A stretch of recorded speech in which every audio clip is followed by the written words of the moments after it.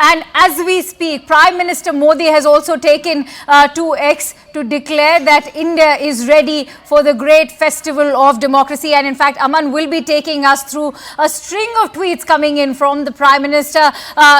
Take us through what the Prime Minister has had to say. Aman, he's already declared that this time is 400 par. He's saying that the people are saying in one voice, "Ab ki baar 400 par." So the Prime Minister has laid out his big aim.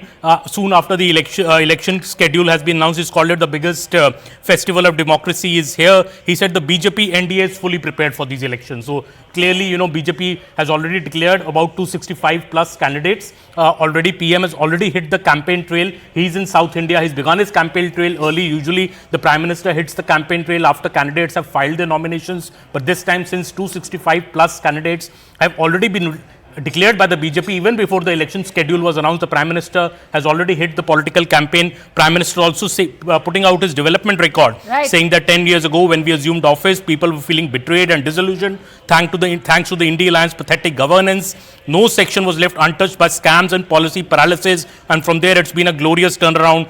People are saying in one voice, "Ab ki baar 400 par." Pallavi, I don't think I've heard seen the Prime Minister send out such a string of tweets in the recent past. In fact, as he's been extremely active soon after that announcement was made, as has been shared by Aman also. Let's take our viewers through some of the statements that he's saying. Is that our opposition is rudderless and issueless. All they can do is abuse us and practice vote bank politics. Their dynastic approach and attempts of dividing society are not being accepted. Equally hurting them is their corruption track record. People don't want such leadership.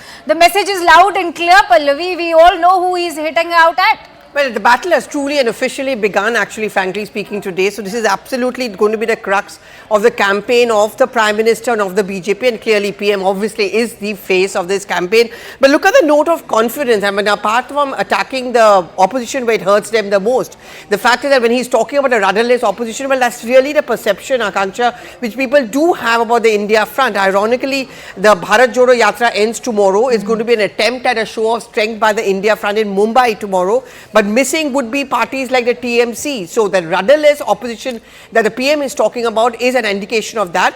So when he goes to the people and he's going to talk about the fact that here we are talking about 370 or 400 par. Here we are very clear on what we are going to offer you for the next 5 years, a Viksit Bharat. But what is it that the opposition is going to give you? Are they going to give you an alternative?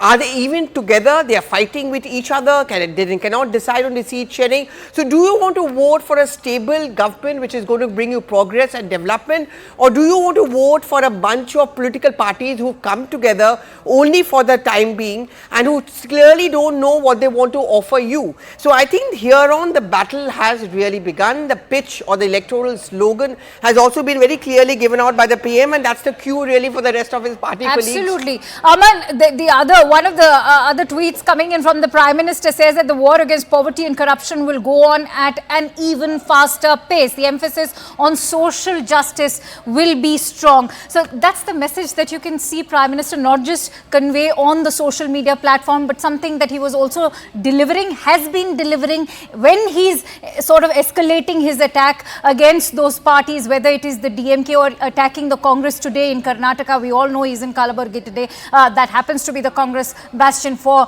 Mallikarjun Kharge, where he's in fact attacked both the parties for corruption, for scams, for being anti-women, and that is exactly the tonality that you can sense on X as well. Well, Akanksha, he's also speaking about his third term. He's already laying out the agenda for Modi 3.0. Very interestingly, he's attacked the opposition, but he's also said what his government will do in its third term. He's saying there's much work to be done. The last decade was about filling gaps created by those who ruled for 70 years, but this time it is about war against poverty and corruption will go on at an even faster pace. And this has been one of the government's big achievements, which the government has been citing, bringing 35 crore people out of multidimensional poverty, something which has been, backed by even foreign agencies now saying that India's extreme poverty level may be down to just 2%. PM saying that the war against poverty and corruption will go on, and we've seen how ED has been acting against corruption, and that has been something that the government has been citing repeatedly. The emphasis on social justice will be strong. This is also another important point at a time when the opposition is making the issue of caste as its central pitch in these elections. He also saying that we will work towards making India the third largest global economy. I can clearly see that in the coming 5 years, a collective resolve establishing the roadmap for the next 1,000 years, the Prime Minister is saying. And in the end, he's saying he's also speaking about how the poor, the farmers, the Nari Shakti are all saying, that's exactly the point that I want to take up with Payal also. I'm being told Payal also wants to pitch in. Payal, one very interesting tweet of the Prime Minister talks about how he derives great strength from people's blessings, especially the poor, the farmers, the yuva, and even the Nari Shakti. He is, in fact, this is the kind of Jan Bhagidari when the Prime Minister talks about Jan Bhagidari. For many people, Akanksha, who've interacted with the Prime Minister, in public platforms and also privately, they have always asked him what really drives him and what really pushes him to work as well. So his answer has always been that he wants to work for the cause of the people. So the most interesting tweet that I found in the series of tweets is when he says he derives great strength from people's blessings, especially the poor, the farmers, the Nari Shakti, the Yuva that he's always stressed a lot upon. And he says, when they say, "Main Modi ka parivar hu," it fills me with joy and makes me work harder and build a Viksit Bharat. The Modi government has already revised its plans for a Viksit Bharat in the next 5 years, and they look at a journey for the next 25 years. The Prime Minister clearly has said that the cause of the common man is the highest as far as his government's progress is concerned, as far as his government's focus is concerned, and that's the reason they say that if the opposition is rudderless and if they decided to stay in the opposition benches for the longest, it's not their fault. It's probably the opposition to really consider about. So look at the confidence with which the Prime Minister really says. He says, we are completely prepared for the election. We are going to go to the people with a proven track record. We have shown what we've done for every strata of society, and here we are, and we have a plan for you in the future, whether it's a woman, whether it's the poor, whether it's the Yuva. So that's the kind of confidence that you see the Prime Minister really exuberating. And mind you, he's also looking at building a record in itself. He's going to become a Prime Minister for the third time in a row, and the BJP and the NDA is going to create a record by forming a government third time in a row. At least that's what the confidence that the BJP and the NDA really have had. But the Prime Minister says that what gives him extreme joy is that when opposition parties question as to who his family is, he's joyful, he's happy, he's blessed.